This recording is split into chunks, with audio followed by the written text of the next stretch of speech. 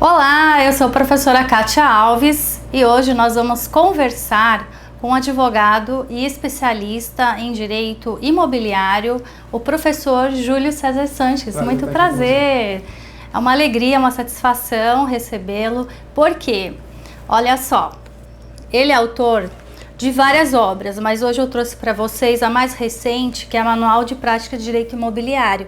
Então, para você, colega, estudante de direito que tem interesse em conhecer mais sobre o ramo, eu indico essa obra aqui maravilhosa. Tudo bem com o senhor? Estamos aqui para debater sobre o uso capião, um assunto tão interessante, né? Vamos conversar. Hoje nós vamos entender tudo sobre o uso capião. Vamos começar então a nossa conversa, né? Porque não é um debate, uma coisa mais tranquila, né, professor? E antes até de iniciar a gravação, a professora estava falando, né, sobre a importância da especialização, né? É verdade. Então, acho que defendo isso nas minhas aulas. Eu acho que hoje, quem vai contratar um advogado, um médico, seja o profissional que for, até um corretor de imóveis, tem que contratar um especialista. É verdade. Eu costumo dizer que quem faz tudo não faz nada perfeito, né? Então, é importante sim contratar um especialista. Eu sempre indico o aluno fazer uma escolha na sua carreira, né? E é uma ou duas áreas, mas quem atua em todas fica mais difícil, né? Eu concordo plenamente, inclusive nós estávamos conversando antes de dar início aqui ao nosso bate-papo, porque se hoje você tem uma dor de barriga, uma dor de cabeça, precisa procurar um médico, lógico que você vai procurar um especialista, por que não um advogado especialista da área que você precisa? Melhor solução, né? É a melhor solução. Vamos começar a nossa conversa então? Vamos entender o conceito aí do que é o uso capião, como ele funciona, né, no Brasil principalmente, porque pelo que eu tenho acompanhado também nas obras e também no trabalho do professor, eu vejo que ele também atua fora do Brasil, né? Também. Então, mas hoje nós vamos nos ater aqui ao nosso país, né, a situação jurídica do nosso país. Então me responde, professor, o que é o uso capião? O uso capião, nós podemos chamar de o uso capião ou a uso capião. A língua portuguesa permite. Né? Então já vamos corrigir. É importante estar correto do jeito. O uso capião, nós temos dois procedimentos no Brasil. Sim. Nós temos o procedimento Quais são? Judicial. Esse procedimento judicial é aquele que eu uso fora. E temos o procedimento extrajudicial. Recente esse, né? Recente, novidade do Código de Processo Civil. Você pode falar um pouquinho também? Posso. Esse extrajudicial, a ideia, a intenção foi boa. Mas ele não está sendo tão aplicado. Sim. Por quê? Porque tem que ser um ato totalmente voluntário. Não pode ter briga, não pode ter menor, não pode ter litígio. Olha que interessante. Então é um uso capião de uma situação, praticamente uma doação. Se for uma situação que existe sim dúvidas em relação ao tamanho do imóvel, litígio, menores, a habilitação de alguém que não queira a procedência desse uso capião, aí tem que buscar o uso capião judicial. Olha só que interessante. Então não é tão simples assim um extrajudicial, um uso capião Ele é uma novidade, muito linda na teoria, mas na prática ainda é pouco utilizado. Funciona. Está sendo usado no nosso país, mas ainda é pouco utilizado. Tivemos algumas regulamentações, mas ainda o mais utilizado é o judicial. Na maioria dos casos é o judicial. Tá. Então eu, leiga, digamos, na sua área, né? Eu entro hoje com um pedido de uso capião. Pode ser extraordinário? Nós temos no Brasil 36 espécies. Sim, então me explique. Só que na prática, as mais utilizadas são o ordinário. Sim. Pode ser chamado de ordinária também.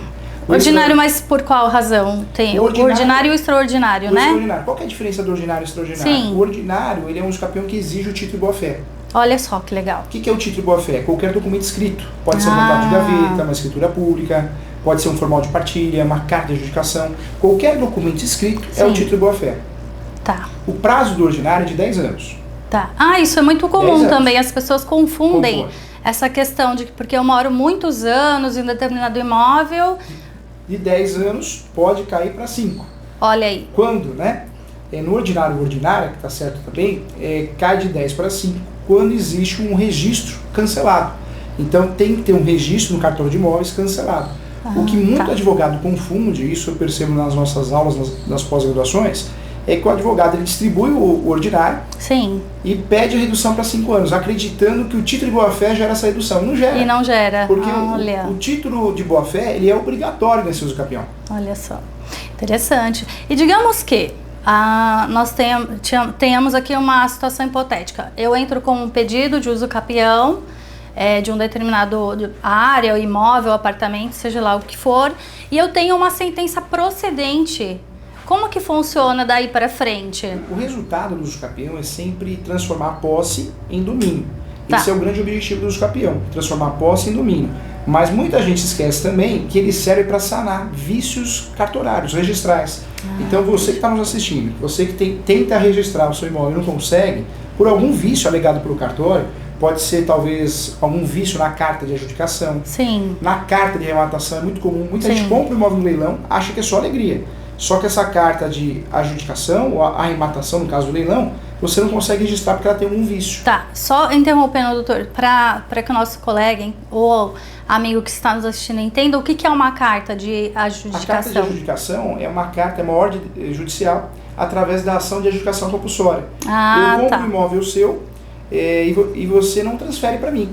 Então você some, qual que é a opção que eu tenho? Fazer uma ação contra você, praticamente uma ação de obrigação de fazer, para obrigar você a transferir para mim. É a chamada carta de adjudicação. Ainda bem que existe essa forma, né, saída, de resolver, uma saída. Muitas vezes é uma boa saída. Muito boa, por sinal. Professor, não podemos deixar de falar aqui que no Brasil, apesar de 36 espécies, nós temos 5 que são as mais utilizadas. Sim. Então, o ordinário, que nós falamos, tá. Tem o extraordinário, tanto faz, 15 anos, hein? 15 anos. No antigo Código Civil, o prazo, o lapso temporal era de 20. Era 20, agora houve essa redução. E também tem a redução de 5 anos. Olha que ótimo. Então 10 anos, seriam suficiente. Seria suficiente para usufruir desse uso capião. Posse mansa, passiva. Todo uso capião, seja qual for as 36 espécies, nós temos que ter 3 requisitos que são obrigatórios a todos. Isso, quais são esses requisitos? Ônibus domini, que é a vontade inicial de ser dono. A posse mansa e pacífica. Sim. E também a posse, seja de 5, de 10, de 15 ou de 2 anos. Legal.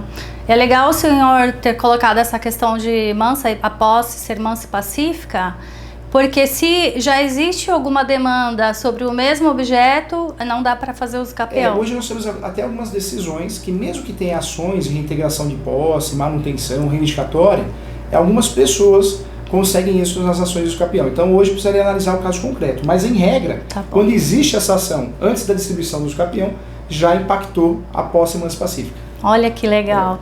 Então, eu fico muito feliz com essa resposta, porque eu realmente tinha várias dúvidas sobre o assunto. Acredito que quem está nos assistindo também, né, deve ter tido aí a curiosidade pela chamada, né, do vídeo. E é isso, então nós vamos aqui continuar o nosso bate-papo com o professor Júlio César. Nós vamos tratar aqui de diversos temas. Fique ligadinho aí que tem mais, tá bom? Até mais!